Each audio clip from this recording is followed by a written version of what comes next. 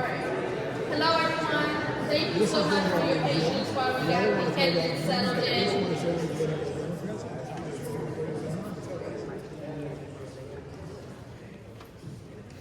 Okay, my name is once again is Deirdre Brown, the chair of the Ward 3 Democratic Committee, and tonight we're having an at-large candidate forum. To be clear, there are 2 at-large seats open. One is the one that will replace Councilmember Anita Bonds, and that is the Democratic seat. The other one is the seat that was formerly held by Councilmember McDuffie, with the interim Councilmember being Donnie Crawford. And those candidates are not here tonight because this organization is a partisan organization. We are the Ward 3 Democrats. So we only have the Democratic candidates here who are running for the council seat that currently is held by Councilmember Anita Bonds. Okay? I will do the introduction. I will hand it over to the moderator, and then each of the candidates are going to get a 1-minute introduction. I've been asked you guys to please say your names loud and clear and spelling. And spell it. Is what I've been asked to tell you. Yes. Is that going to be included in I'll give everyone an extra couple of seconds. So you can say your name spell it, okay? I'll give you extra time. Alrighty. So tonight, our moderator is Sam P.K. Collins. He is a journalist with the Washington Informer. He's going to start by giving the rules of the day, and then once again, each candidate will have 1 minute to do an introduction, 1 minute plus a few more seconds to introduce themselves. Everything will, when I put up to 30 seconds, and you have 30 seconds left, and then we're going to shut it down. And we're going to have to, we'll start on the side, so we're going to rotate the microphone. One of the candidates is on her way. She had car problems, but she'll be here shortly.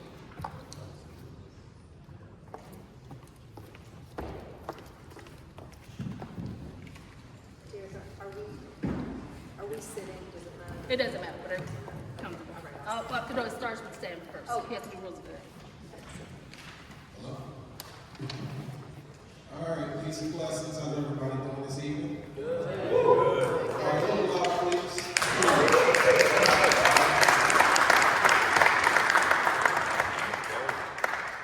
As Ms. Brown said, President Brown, and she said, this is a very important election season, and as a partisan organization, you are entitled to a debate where the ideas are being discussed and where you have a front row seat to the future of Washington, D.C.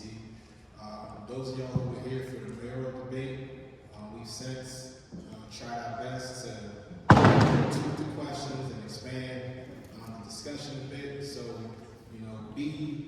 just be ready for a really, really good discussion tonight. We have, I'll just leave it there. As far as the rules, we'll have a 1 minute opening and closing statements. We'll have 1 minute answers. There will be a lightning round, yes or no questions. And please keep in mind that we are enforcing time. So 1 minute means 1 minute, not 1 minute and 5 seconds, 1 minute and 10 seconds, or 1 minute. Let's give our candidates a hand.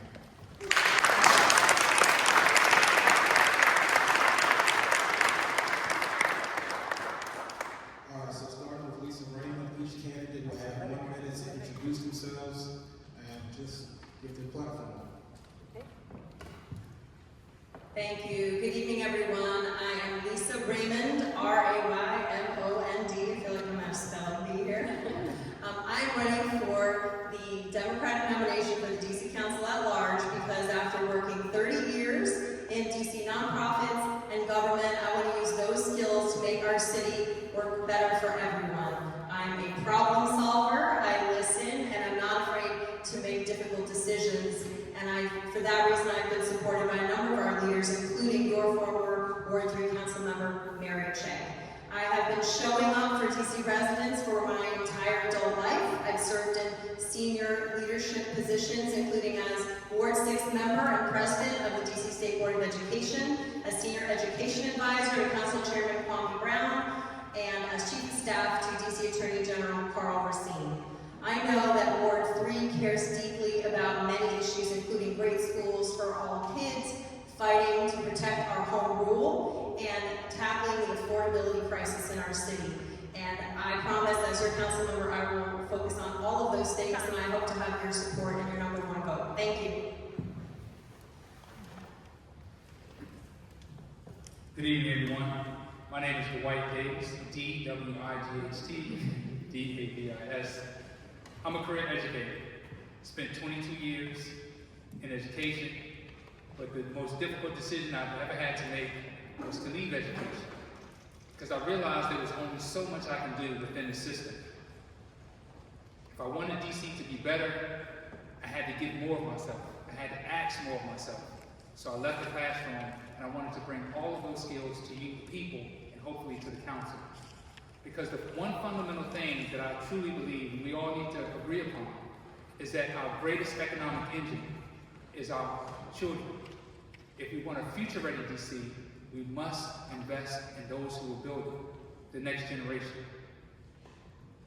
So I'm taking all of my management from managing 30 kids with 30 different issues and 30 different challenges, and I know that will translate into managing different governmental agencies with different issues. And that matters because I work with families, community-based organizations, businesses, to bring what's best to the community.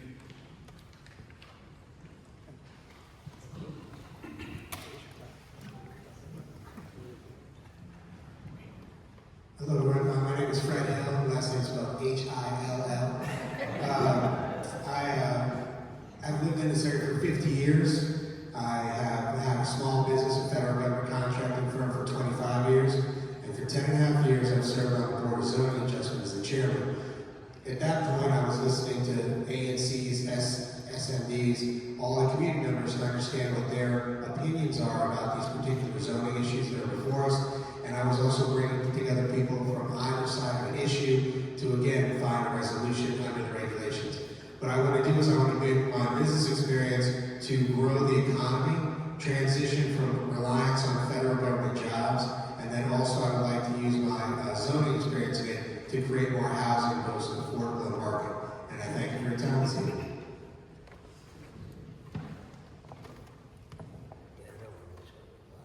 Good evening, everyone. My name is Candace Tiana Nelson, C-A-N-D-A-C-E, T-I-A-N-A-N-E-L-S-O-N. You may remember me as the ANC Commissioner from Ward 4 that worked lock and step with ANC 34G to prevent Lafayette Pre-K 4 from leaving Lafayette, or as the President of the Ward 4 Democrats that worked with Chevy Chase Citizens Association to have events just like this one here tonight. But what I want you to remember is that I'm running because I want folks to feel seen, heard, and valued.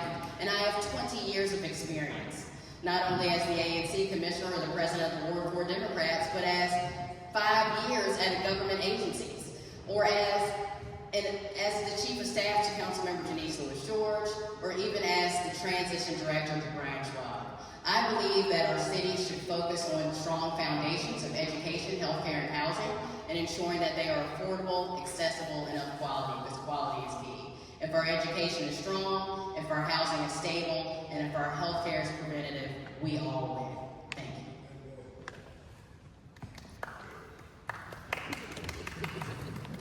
you. Good evening, Ward 3. My name is Kevin Chavis. That's C-H-A-V-O-U-S. I'm glad to be here with you all. I'm from Ward 7, but I come up to Ward 3 every morning because I'm a parent, father of 2 young children that go to Horseman Elementary School. So I'm very familiar with Ward 3. You all have great schools, and part of my platform is to make sure that schools all over the city are as good as Ward 3, so that parents like me don't have to make the choice to commute every day across the city and overcrowd schools in Ward 3. I know that's a big issue, and I look forward to discussing that more with you tonight.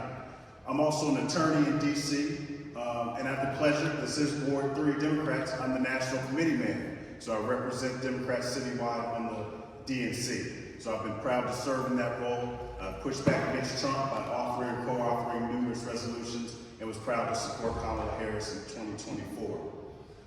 Most recently, I worked as a committee director at the DC Council, as director of the Committee on Executive Administration and Labor.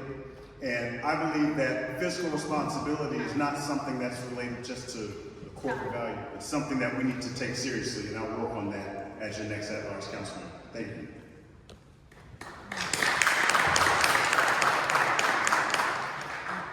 Good evening. My name is Dr. Oye Owolewa. Only have a minute, so O-Y-E. I'm a pharmacist, I'm the current Chavou representative, former ANC commissioner. But what a lot of people here don't know is 12 years ago, when I moved to DC, I moved to Ward 3. And when I was living in Ward 3, we had a nearby cheesecake factory. We had schools that had Ward 3 kids in there. We had patients who had their Medicare and Medicaid safely. 15 years later, DC's under attack, and Ward 3 is prime zero of that attack.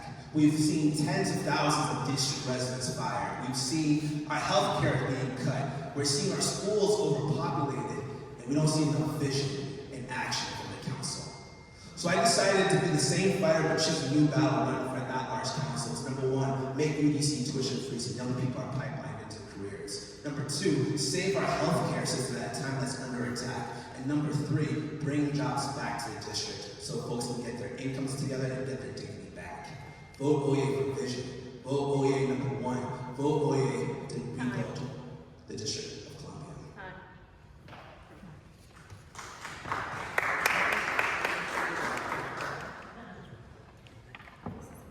Good evening, everyone. My name is Leniqua'dominique Jenkins. Leniqua'dominique is one first name. I'm going to pause, let you get your pen and your paper. 16 letters, 6 syllables. Leniqua, apostrophe, lowercase, DOMINIQUD. But don't worry, just remember, Jenkins is my last name because that's when we vote, Jenkins and G. Like many of you in this room, I wear many hats. I'm a former ANC commissioner, a social entrepreneur. I've owned and operated a home health care agency in the District of Columbia for over a decade. I have a school and an orphanage in Africa. I'm a successful children's book author, and my book is actually used to encourage curriculum to have hard conversations about race. Additionally, I have 8 amazing nieces and nephews. I'm a current second-year PhD student and also the student government president. But most importantly, I know who I am, whose I am, and I care about bringing people into policy. Tonight, I hope to share the 3 E's, which is environmental justice, equity, and also education. I also have a platform that's just as diverse and robust as this city, and I'm sure that you'll see your life and your lived experience and your neighbors reflected in that. I encourage you to learn more about me at votejenkins4dc.com. Thank you for your time and attention.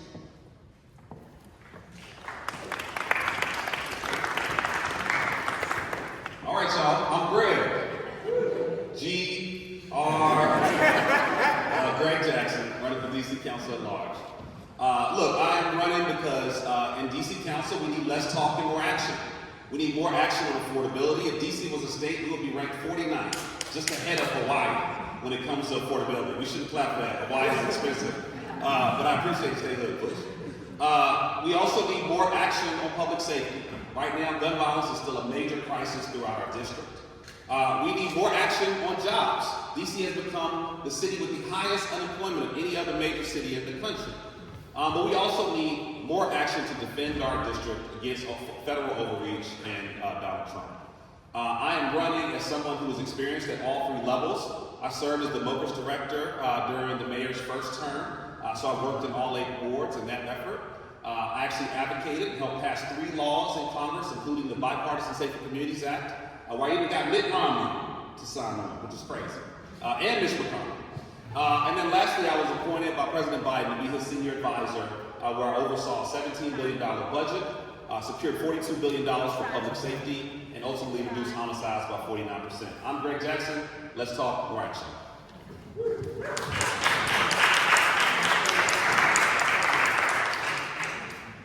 We'll start with candidate Davis, and we'll work down the road. For the first question, I'm kindly asking all candidates to maintain fidelity to time, please. All right, the first question we're going to deal with is transportation. Candidate Davis, some advocates believe that we need less parking and more bike lanes. Do you support the elimination of mandatory minimum parking requirements near major transit hubs? Your answer and explanation, please. Say it one more time. Yes, sir. Some advocates believe that we need less parking and more bike lanes. Do you support the elimination of mandatory minimum parking requirements near major transit hubs?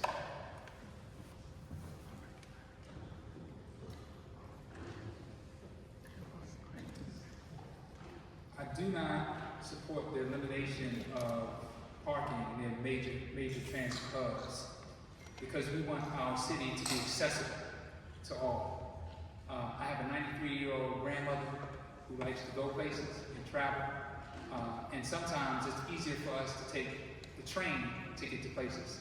So we definitely need to have ways for constituents to park and then take transportation. I think that's a fundamental right. We at DC is a city where if you don't want to drive, you don't have to drive. We have a phenomenal transportation system, and I think we should, have parking there as well.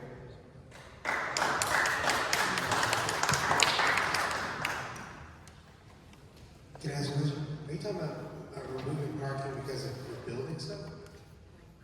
Sorry, say that one more time. Okay, so the mandatory minimums for the metro, is it in terms of building housing near the metro?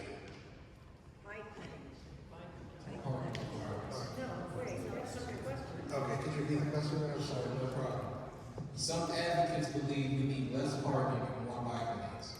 Do you support the elimination of mandatory minimum parking requirements near major transit hubs? Great, thank you. I'm sorry, because I was trying to think about density at metros and whether or not there was going to be mandatory minimums for the increased density. So that's why I got confused about it. In terms of this particular question, I would not be in support of removing the parking in lieu of bike lanes. I think that basically my experience in the Board of Zoning Adjustment, as we've had to look at the transportation network as a whole, it's not necessarily one road or another road. You have to look at the whole network to understand whether or not bike lanes are a good or bad thing in some particular areas, so that we can get people around accessible in the way that they need to. However, I would not be in favor of removing parking so that people can still park in the metros.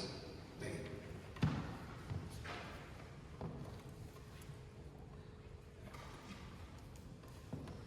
Thank you.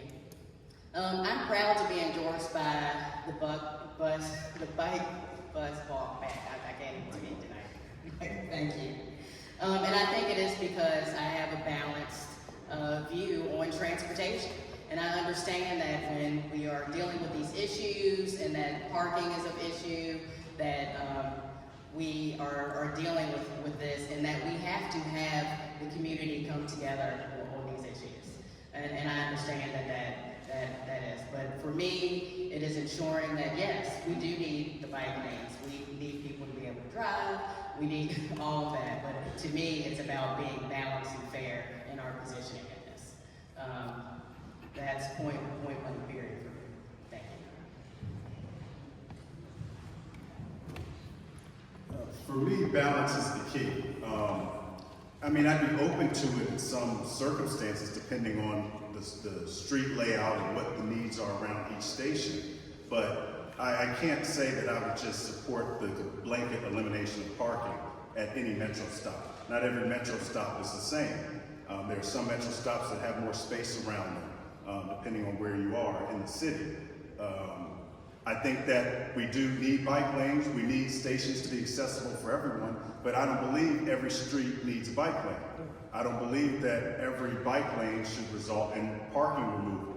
So I would need to know more about the specific station that we're talking about and the issues around that station. I know, for example, they wanted bike lanes on Connecticut Avenue. That was pushed back because people got together and the businesses were strongly against that, because it would damage the economy. People can't park on Connecticut Avenue. They just keep driving into Maryland and they'll shop there.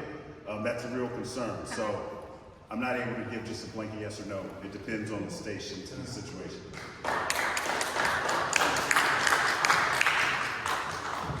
I think when it comes to the mandatory minimums, a lot of people balance business, a lot of people balance parking spaces, the one thing we cannot do is balance public safety.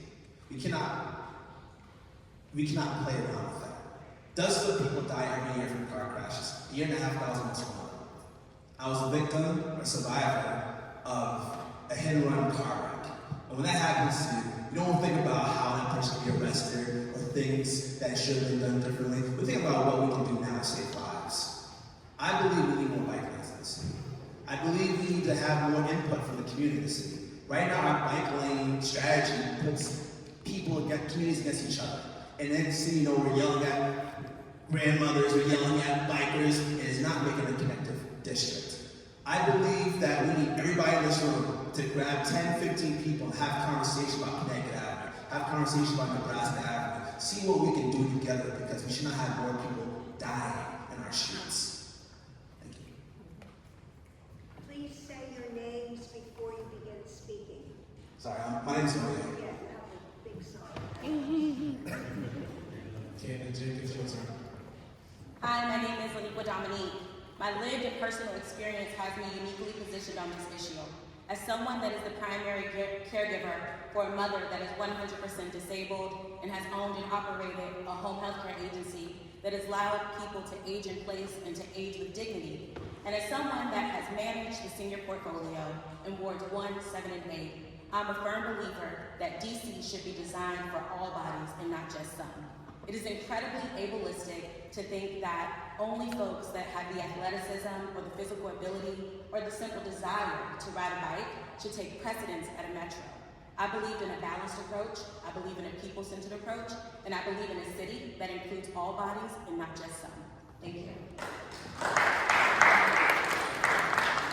These are really good answers. What I will say is, I do not support banning the mandatory requirements. And similar to a lot of our comrades here, I support the balance and focus. Also, we'll just add, look, I'm a bike rider too. Rock Creek Parkway, Anacostia Park is where I feel safest. But as soon as I get into the more urban areas, it turns into an absolute war zone. And I think too many of you can relate, for both the drivers and cyclists. And so I am a big proponent for improving safety, pedestrian safety, cyclist safety, but also make sure we're investing in recreational biking opportunities where we can. Thank you.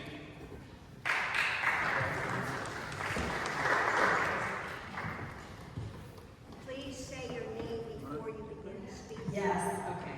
Lisa Raymond. I think that my vision for the city is if we build a city that is built around people, whether they are walking, biking, driving cars, taking transit, riding scooters, whatever it may be. And at the end of the day, it's about keeping people safe and moving people around efficiently. I agree that there might be times where it might be appropriate to have more parking around transit, particularly having handicap parking for those who need to get on the metro. But I think we all know that bike lanes protect people and they also reduce traffic ultimately, because if we have a lot of families, particularly those I live on Capitol Hill, we've worked really hard to make our neighborhoods safer so that families can commute to work, they can get their kids to school, and it's improved the quality of our life. So I agree the balance is really important, and I also think we need to remember that keeping our people on bikes safe keeps everyone safer, and it does actually improve traffic for everyone. All right, let's give our candidates a hand.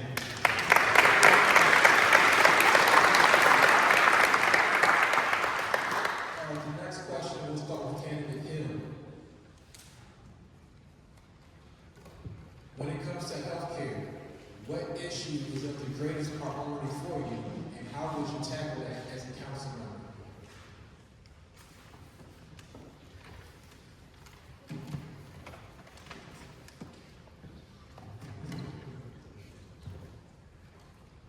Thank you. Okay, my name is Freddie Hill.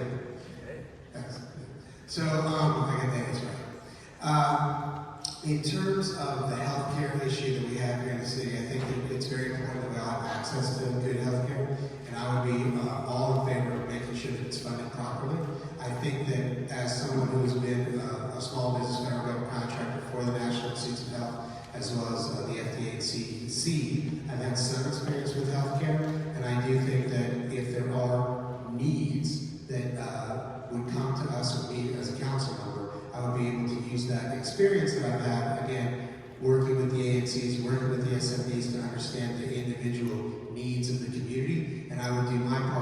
sure that those healthcare needs were met. Thank you.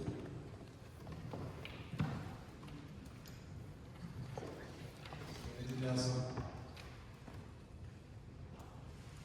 And could you repeat the question? You said what part was?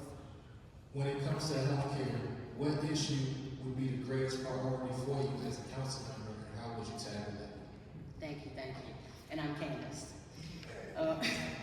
So for me, the issue for healthcare would be accessibility. As I mentioned earlier, I've worked at 5 different government agencies, one of which is the Department of Healthcare Finance, where I manage the $110 million contract that streamlines the eligibility for Medicaid, TANF, and SNAP.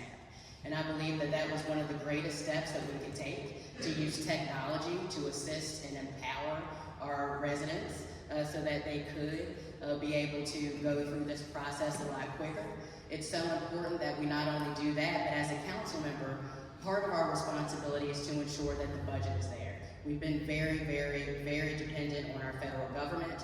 We see that these cuts are coming down, and to be a council member, you've got to provide that legislative layup to the executive branch to have the funding that they need. Just like DC Alliance and supporting the funding for that to ensure that we have the access to the healthcare that we need. And so as a council member, I would use that budget authority to ensure that we have the money we need for access to healthcare. Thank you.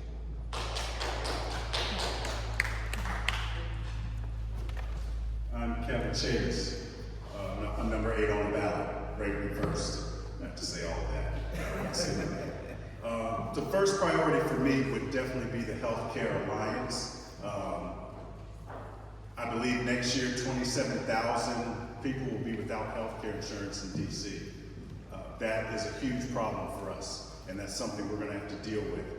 I'm not a healthcare professional, I'm an attorney, but even I know that going to the emergency room for something that can be treated in a clinic or at a primary care physician is much more expensive, and it's not good business for us as a city. So by keeping people on healthcare via DC Healthcare Alliance, that saves us all money, and it's just better policy. Everybody deserves to have healthcare, and DC Healthcare Alliance was a locally funded program that has now been essentially defunded. That will be my #1 priority. It's expensive, but we can find the money for it.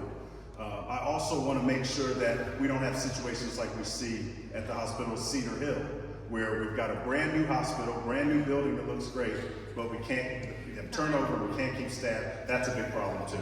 Thank you.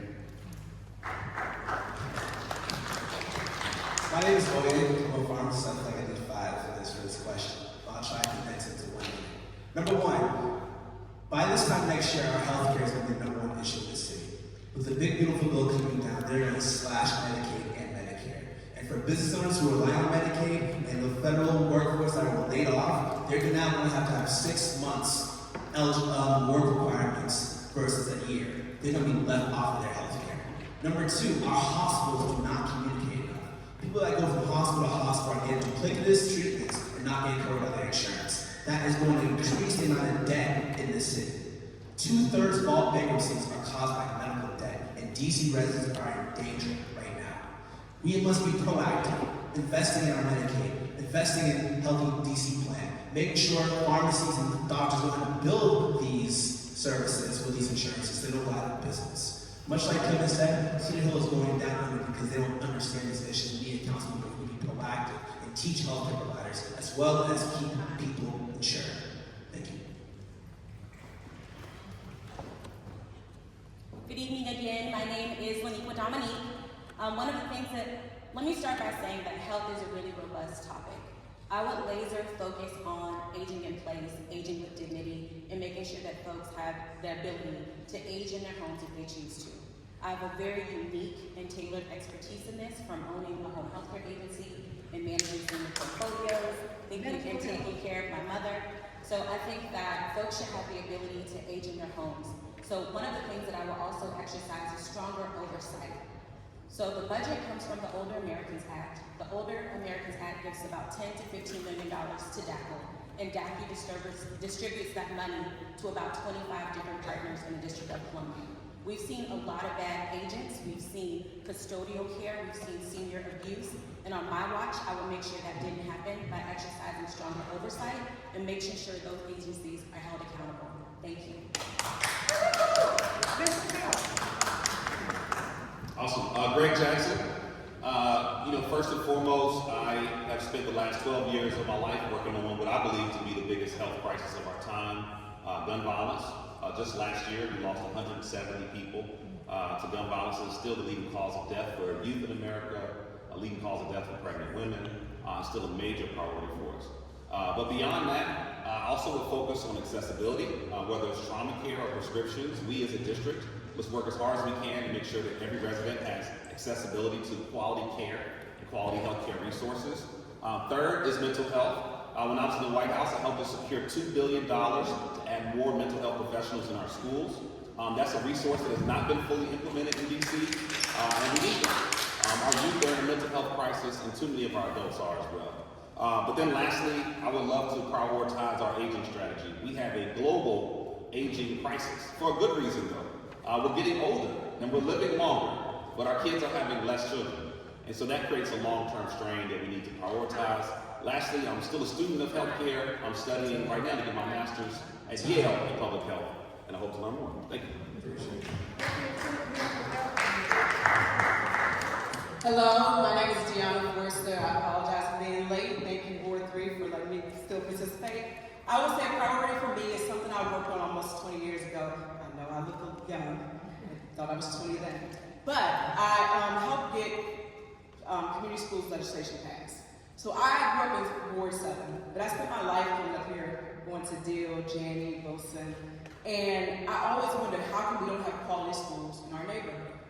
So for the past 3 years, I've been a part of Governor Moore's administration, and I realized the legislation I helped get passed here almost 20 years ago contributed to crime going down in Baltimore.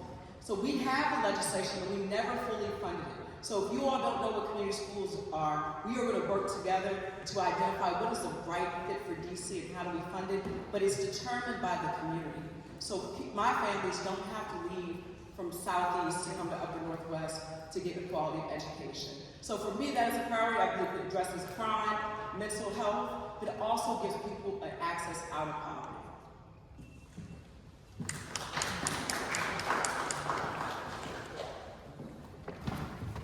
Lisa Raymond.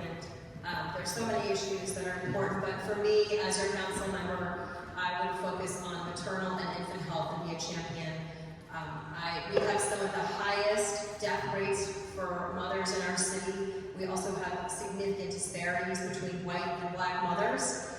For 3 years, I worked with MedStar Health to help launch and fund their Safe Baby Safe Moms program, which includes mental health, wraparound support services, legal services, in addition to the health services that mothers get, to make sure that their pregnancies are healthy from day one so that their kids have the best start in life. And so as council member, I would continue to focus on that and hold our city accountable to keep moving the needle in the right direction.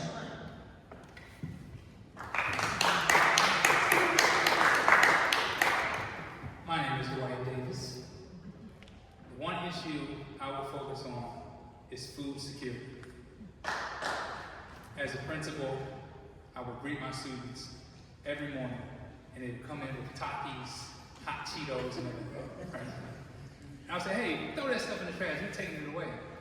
But the children, that's all they had access to. In Ward 7 and Ward 8, where I worked at Kramer Middle School, there's one grocery store, and that's not fair. I would work to ensure that we have access to healthy food for all of the children, for all of our constituents, especially in Ward 7 and Ward 8. It relates to moms who are having babies. It relates to every issue here. Having access to quality food helps your brain grow, helps children thrive. And many constituents, especially in Ward 7 and Ward 8, don't have access to healthy, good foods. All right, many thanks, candidates. Our next question will start with candidate Nelson. We're going to be focusing on housing and affordability. The Office of Planning has been criticized for prioritizing market rate development over deeply affordable housing, particularly for households below 50 50% MFI? Do you support current upzoning proposals along major corridors like Connecticut and Wisconsin Avenue? Should it be a matter of right? In other words, making it so developers' projects do not need to get input from the ANC or neighbors. Why or why not? If I need to repeat that again, let me know. It's a mouthful. I will ask you to repeat it as I stand up. I was sitting there trying to take notes, but it would be helpful. I got you again if you need me to. Y'all. Okay, yeah. Okay, one more time, y'all. It'll help all of us. The Office of Planning has been criticized for prioritizing market rate development over deeply affordable housing, particularly for households below 50% MFI. Do you support current upzoning proposals along major corridors like Connecticut and Wisconsin Avenue? Should it be a matter of right, making it so that developers' projects do not need to get input from the ANC or neighbors? Why or why not? No. I've seen too many times where ANC commissioners are left behind, left out, and we can use examples even in Ward 4 with Civic Corps and other places where the Department of, the Deputy Mayor's Office, not only OP, but the Deputy Mayor for Planning and Economic Development has been left just less than desirable community input. And so for me, yes, I understand that with housing we do have to have more housing production. I understand that we need more affordable housing, and I understand that we need to streamline things like, TOPA and our housing programs so that people aren't jumping through hoops. But at the same time, it doesn't take away from us having the community input that's necessary. So for me, I think that it's key. So yes, I do know that by right, it does have us in situations where it's quicker and it's faster, but we have to be balanced. We have to ensure that the community is always having the input that they deserve. Thank you. I'm Kevin Chase. I absolutely disagree that it should be a matter of right and that we should not go to ANCs at least for some notice. And the ANCs are supposed to have great weight. I support that. There are a lot of bureaucratic red tape that we could cut in order to make development easier. I don't think that going away from ANCs in the community is one of them. In fact, I would fight that. But I do support the idea of upzoning along major corridors. But my issue is that we don't do enough to build workforce housing. We focus a lot on deeply affordable housing, but what are we doing for the middle class? What are we doing for people who are fighting to contribute to DC, fighting to stay here? We need some market rate, of course, to pay for the bills. These are people who will pay the most. But we've got to provide more housing for people who are starting their careers or people who are transitioning into new careers.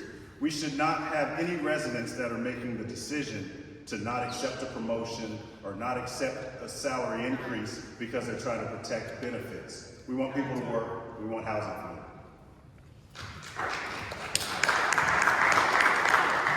Hey, y'all, it's Oye again, OIE. DC deserves so much better. I remember as an ANC commissioner in Ward 8, when DenPed came to my neighborhood and talked about the development plan, they said, take it or leave it. And the community was really upset about this. And I said, no, never talk to residents who work for me like this. A few months ago, I was at the Chuck E. Cheese Rec Center, and Albert got up there and said, take it or leave it. And I realized this is not just a one-ward issue. We are all getting screwed and hosed. We are all seeing corporate giveaways to folks that get $1 99-year leases and we're all left out of the planning. I don't care about how long it takes to get to the right answer. We gotta get to the right answer. We need ANCs involved. We need the community involved. We need civic leaders involved because this is our community. When a development plan comes down and they talk about retail issues and check the chase, I'm like, what are you talking about? The same shops are still there. So we need to have a grassroots plan to bring more people into our communities, but do this right. We should not have a plan that starts with over 100 affordable units, and then at the end of the day, it's only about 35. That's not fair. DC deserves better.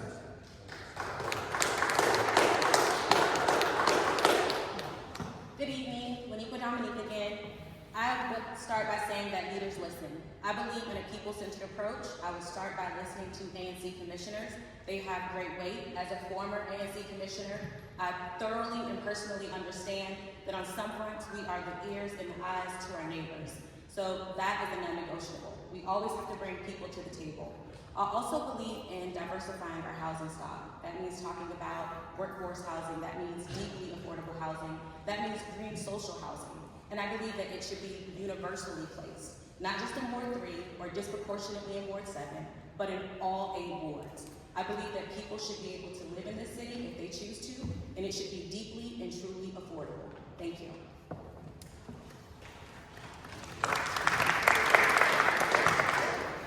I'm Greg Jackson. I strongly believe that community input is key, whether it's a dog park or a high rise. And I was actually part of the community engagement team when we shut down DC General to provide more smaller housing for those who are unhoused, and learned directly that there are a lot of NIMBYs and there's also a lot of YIMBYs. But at the end of the day, we need a community that's engaged to embrace that actual new set of residents for it to be successful. So I would definitely push to make sure that we keep community engagement focused. Definitely open to exploring upzoning. But I think the last thing I'll say with my last 30 seconds is that our housing strategy has got to focus more on creating more opportunities for folks to own in this district.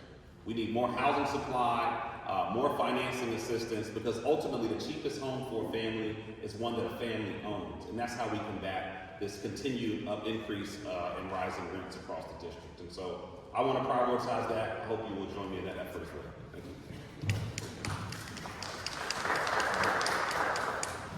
I know recently this has become a very complex issue, but what I will say, what I've been most surprised by is that ANCs have supported it. So, as a former ANC commissioner, I was actually able to push back against the developer, even though the whole commission voted to support a developer who had helped gentrify the community that I lived in, because they were giving properties away to developers for over 100% of the AMI with small micro units. But I used the area duty plan to push back against the development because the ANC did not. So, one, I do not think we should I don't know what the problem is that they're trying to fix. We need more housing faster. We should have thought about that 20 years ago. The other thing is I sat on DC Housing Authority Board, and they eliminated the community seats.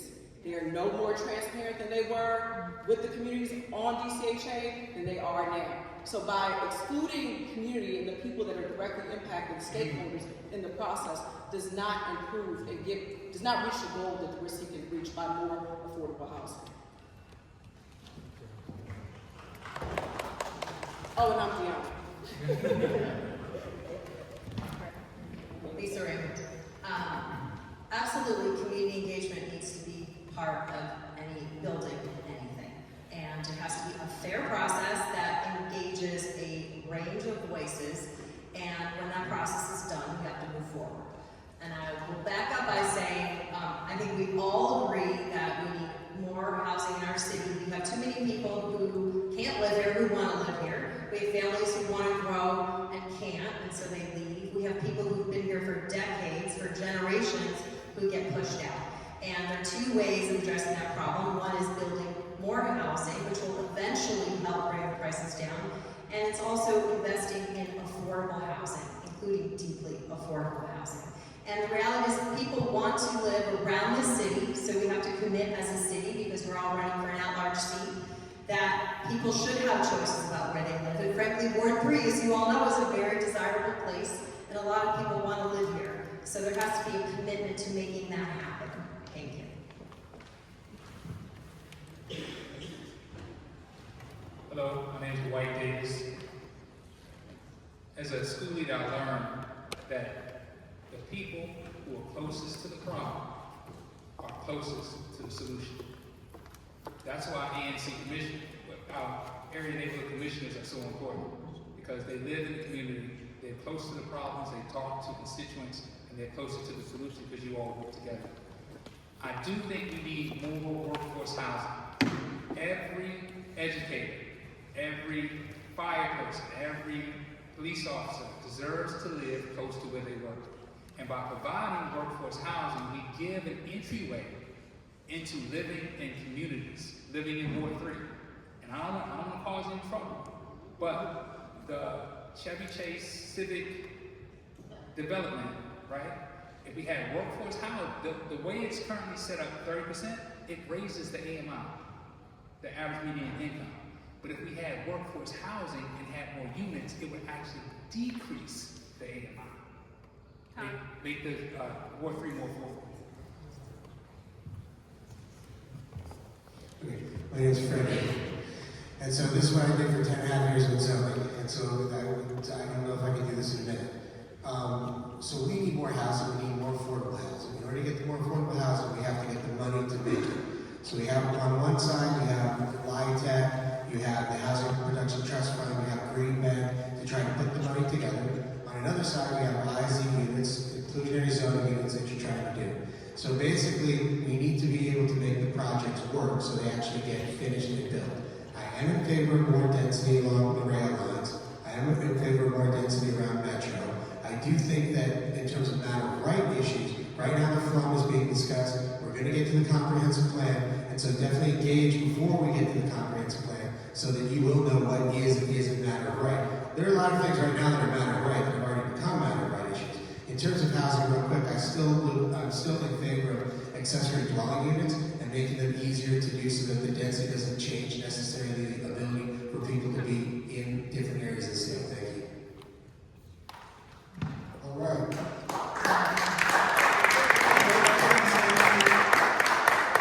We have our last question before we get to our lightning round. We're going to start with Candace, public safety. On April 21st, 2026, less than a week ago, the DC Council voted 8-5 in approval of a permanent citywide youth curfew for young people under the age of 18 from 11 p.m. to 6 a.m. citywide with an earlier 8 p.m. curfew in certain areas. A final vote will be on May 5th. If you were served on the council today, how would you vote on this measure and why? I would support it because I think as a city, I'm a parent myself, I don't have teenagers yet, 9 and 6-year-old, but I believe as a city, as adults, as the group, the part of the community that is entrusted with setting the foundation for our young people, we should be able to tell a 13-year-old at 10 p.m. that they need to go home. I don't think there's anything wrong with that tool being in our toolbox as we work on public safety. So yes, I do support it, and I would vote yes. Now that said, we also need to invest in services for youth and activities. I think DPR opened up a couple teen clubs that seem to be effective at late night. We need to make sure that we have security in place in the event and also during the let-out so that the teens are safe. But I do support giving the government, giving the MPD the ability to tell minors that they need to go home when it's 11 o'clock at night.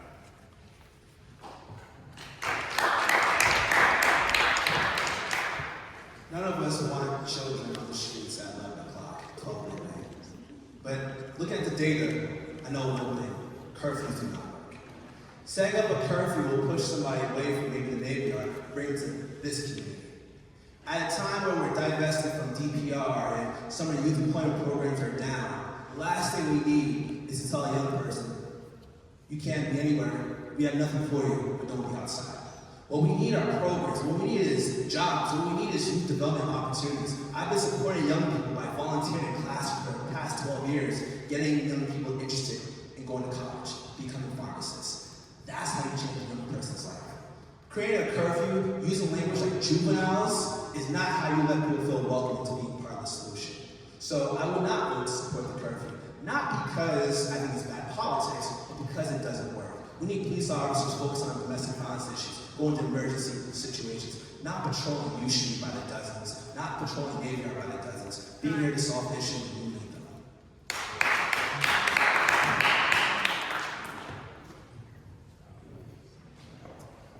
Good evening, I'm Leniqua'dominique. I do not support a curfew on its head.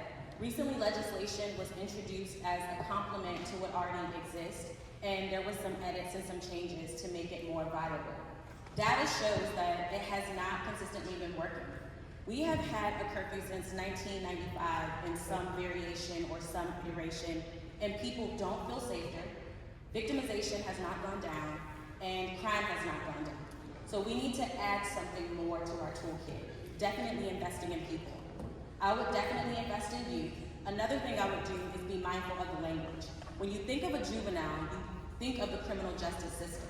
When you think of youth, you think of folks between the ages of 12 to 24. But in reality, we're talking about minors. We're talking about children. We need to characterize this conversation talking about minors that are engaging in typical youth behavior by investing in them, by investing in recreation centers, and by actively listening, which I've been doing. Thank you for your time.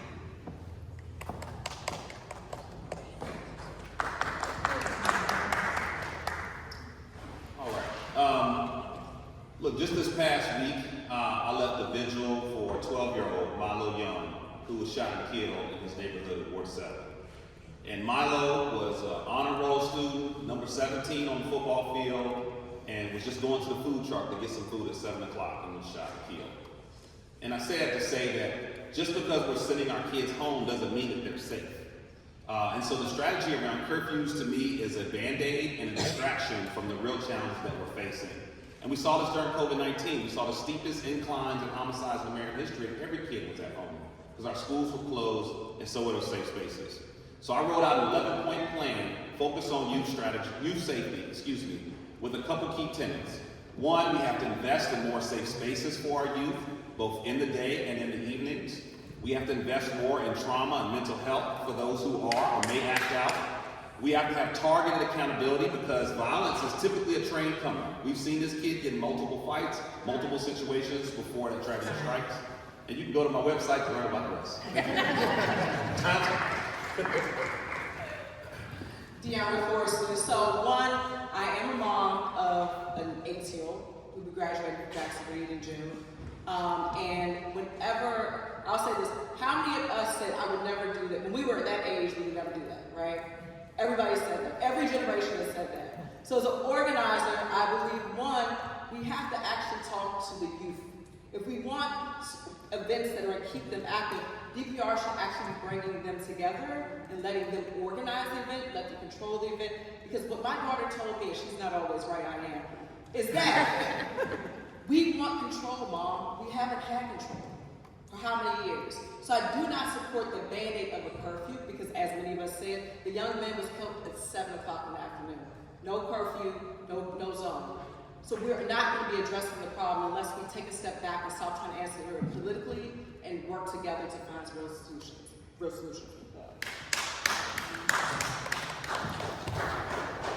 Thank you.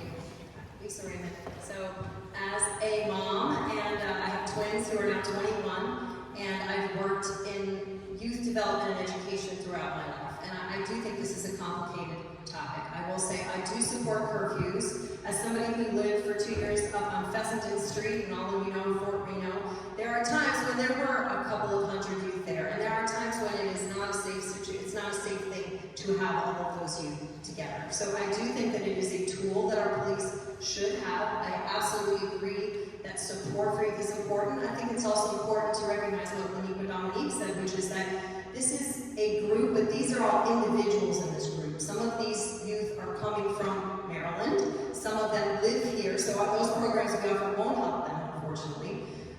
Some of them are just out to have a good time. Some of them want and need really intensive support. So I think it's really important that we look at this as a really, look at the holistic situation and not treat this as a one-size-fits-all solution.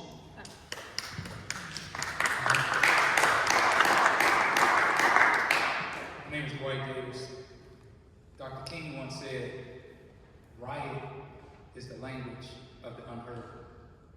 I would tweak that a little bit, and I would say, teen takeover is the language of the unheard. We need to listen to the youth. We need to give them an opportunity to tell us what's bothering them. Maybe they're dealing with difficult situations at home. I watched the ANC, I think it was an ANC meeting of last week, where Ward 3 talked about the Civic Chevy Chase building. So many people felt unheard. And I saw the frustration, I heard the frustration. Our youth feel the same way. And we need to listen. And when we listen, we will find solutions, not criminalizing our youth.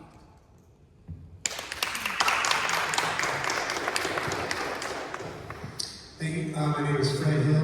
I'm number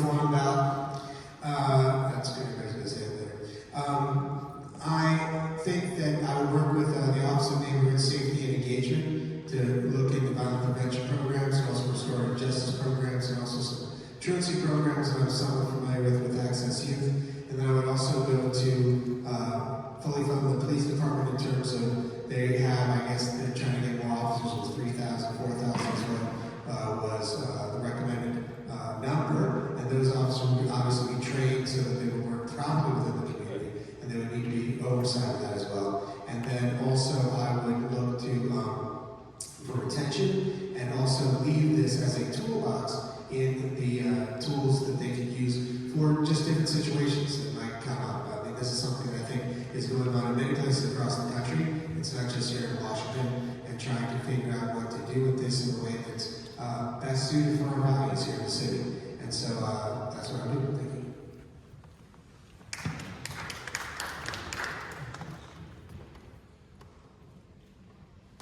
I'm Candace, and I do not support a permanent curfew. I believe that our youth need pathways along with punishment, but not just strictly punishment. And I've been saying along on the campaign trail that I would love to have a youth advisory council or a youth council that's simply just set up with representatives from all 8 wards, just like the council. One that has, at-large youth council members and a chairman as well. But I do believe that that is the best way to hear from them, is work with them lock and step, side by side, and have them actually be a part of the legislation and the policy making that impacts them directly.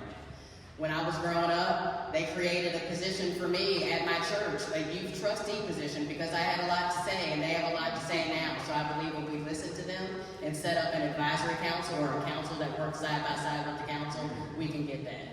We can get that support. I also want more mental health educators in our schools to help. Thank you. All right. Let's give our candidates a hand real quick.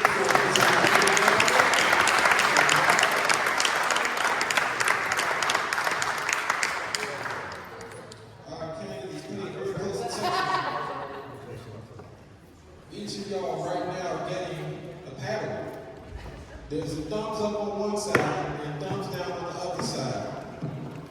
When I ask the question, make your choice. How's that sound? Sounds good. Awesome. All right, first question. Will you vote yes or no on funding the portion of I-83 that would allow for independents to vote in the Democratic primary? Okay. Second question.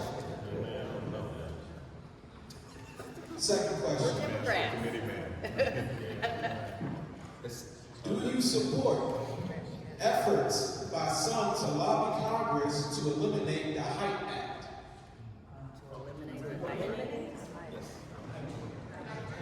Yes.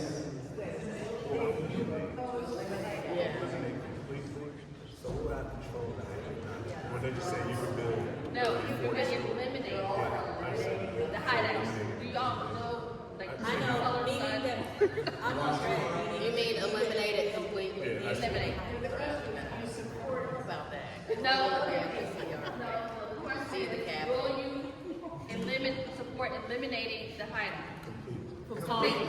Eliminate. Eliminate. I think DC should control our buildings, not Congress. Okay, So, so yeah. that's the question, is the voters think that. Could you tell us what the Height Act is? Not to eliminate the Height Act. Just to eliminate the Height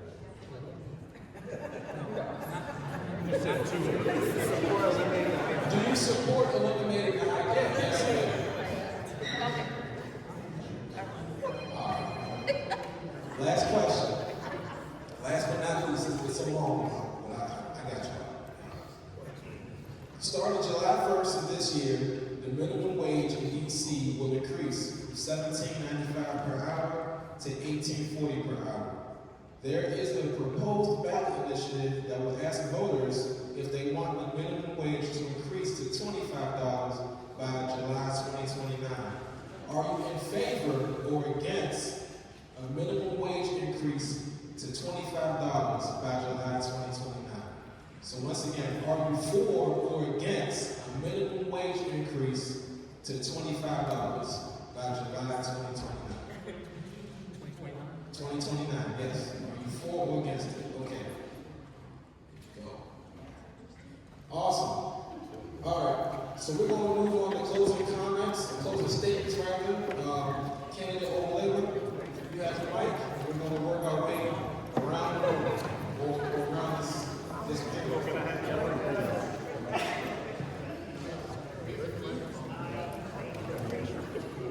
All right, so I think by now y'all know what 1 minute means, right? Yeah. All right, please. 1 minute, 5 seconds. Is this on?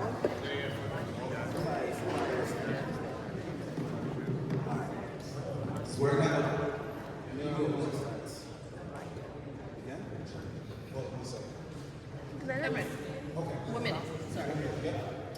My name is Dr. Oye. I'm an ANC Commissioner, current Chavou representative, obviously came from Council at Large.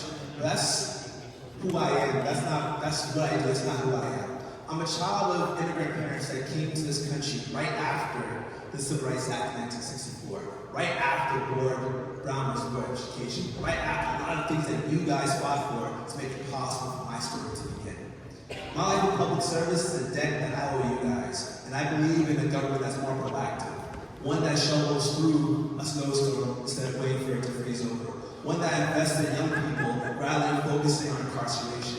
Ones that make sure that our healthcare system is actually working and people are working rather than trying to raise your property taxes to pay for the things that we want to do.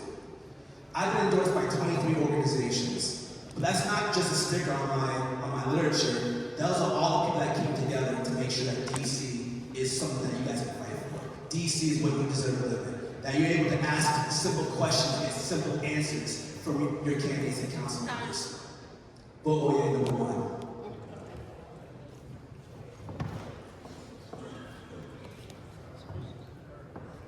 Hi everyone, my name is Leniqua'dominique Jenkins. When I came to DC over 20 years ago, I came here with absolutely nothing. I encouraged my mom, my dad, my niece, my nephew, my brother, and my sister to come with me. My brother and my father both went to prison, and I raised my brother's 8 children and homeschooled the oldest 2. That was a motivator for me when I came to DC. It motivated me to start my own home health care agency. It motivated me to be a kindergarten teacher. It motivated me to create jobs for my neighbors and friends and people throughout the District of Columbia. That energy, that passion, that dedication is the same thing that I'll bring to the District of Columbia. I'm encouraging you and hoping that I've earned your support to look at my website at votejenkins4dc.com. You'll see a smart and clear path to passage to get things done and change things in the District of Columbia. I hope to earn your vote. I'm number 3 on the ballot, and thank you for your time and your attention tonight. All right, I'm Greg Jackson. I come with immense experience resolving over 2,000 constituent concerns in the mayor's office, getting Republicans to support a gun control bill in Congress, of all places, but also being entrusted by President Biden to manage a $17 billion budget and lead a strategy to reduce homicides by 49%. But what I'm most proud of are my lived experiences as a business owner, as a homeowner, as a dog owner, but also a survivor of gun violence, and someone that took that moment of trauma and turned it into triumph to fight for change. And so I think at this point, in this time, we need a council that's going to achieve some real results and take on the issues that are most important. And I believe I'm that candidate for you. And so I'm so excited to have an opportunity to earn your vote, to earn your support, and most importantly, to serve you in council. I'm Greg Jackson. Let's talk more action. And I'm the last one on the ballot. So you save the best for last. Thank you. I'm Dyana N, I'm a proud DC native, Ward 7 mom. I've also been a community leader that helped organize and improve the quality of schools, fight for community schools legislation, and to put parent coordinators in high poverty schools so they can be high performing. I've also been an ANC commissioner that pushed back against developer when they did not want to increase their housing affordability. I've also been a labor leader for the Metro Washington Labor Council and helped get minimum wage passed in DC and paid family medical leave. But I also have been on the opposite side of labor. Some people don't believe that. For the past 3 years, I've been sitting on the opposite side of labor negotiating fair contracts in a tight budget cycle. And I'm proud to be endorsed by a number of labor unions. So I'm going to tell you all the same thing I tell the unions when I go to the table. No one's going to get everything they want, but they're going to feel heard, respected, and they're going to feel united and excited about what we came out with. So I'm Dyana N. I'm running for DC City Council at Large. I'm a good even number, means balance, number 6. Vote for me.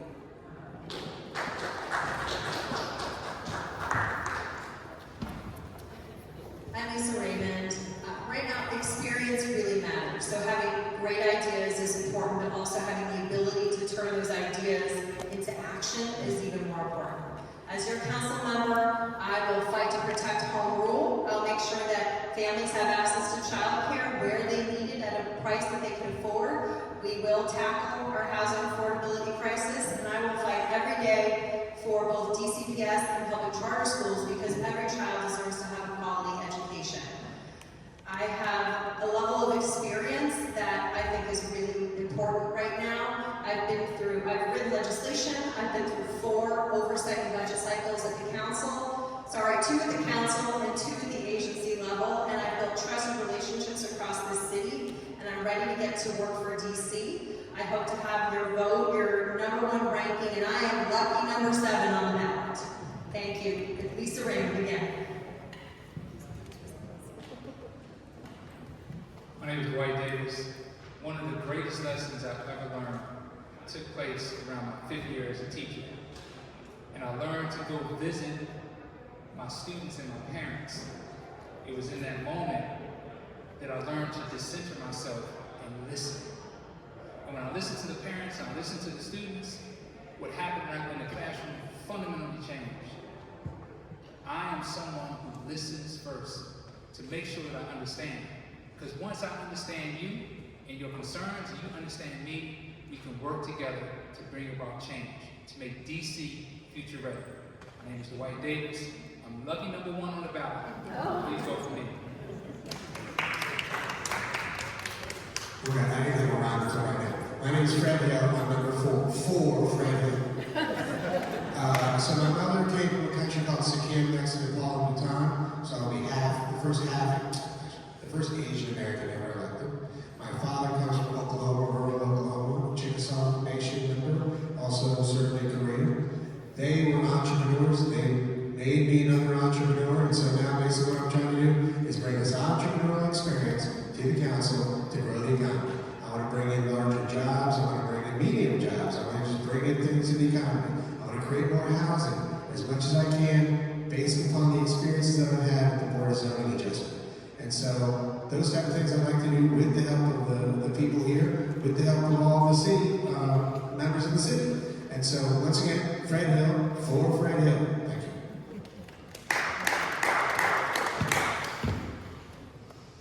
Good evening, everyone. Thank you for having us here. I'm Candace, Tiana N, and I know that this is the Super Bowl of elections, okay? Things are going to change no matter what. And if you're looking for someone who's had the experience, 20 years of experience, making sure that we're seen, heard, and valued, 20 years of experience serving as an ANC commissioner, working at the council as the chief of staff, serving as a transition director for Attorney General Brian Schwab, but just ensuring that the experience is behind me, that the energy is within me. I want you to know that I will be working for you and bring that experience and that energy with me. So I just want to say that my heart beats for equity and execution. I want this government to work. I have the experience to make it work. I'm Candace. I'm number 2 on the ballot, but I'm number 1 for DC. Thank you.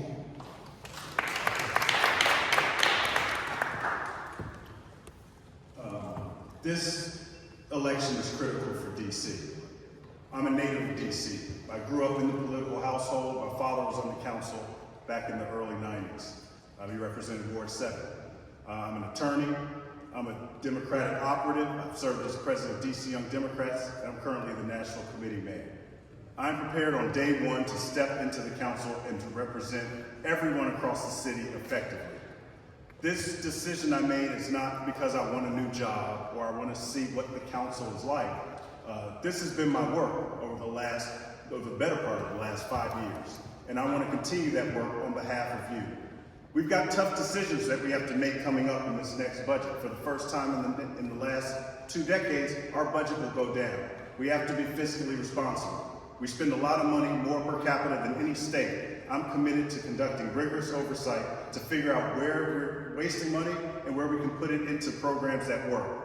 Ward 3, you all know how to hold elected officials to a high standard, and I'm asking you to hold me to that same standard as your next at-large council member. I'm Kevin Chavis. I'm number 8 on the ballot. I'm asking you to rank me first. Thank you. Yeah! Let's give my candidates another hand.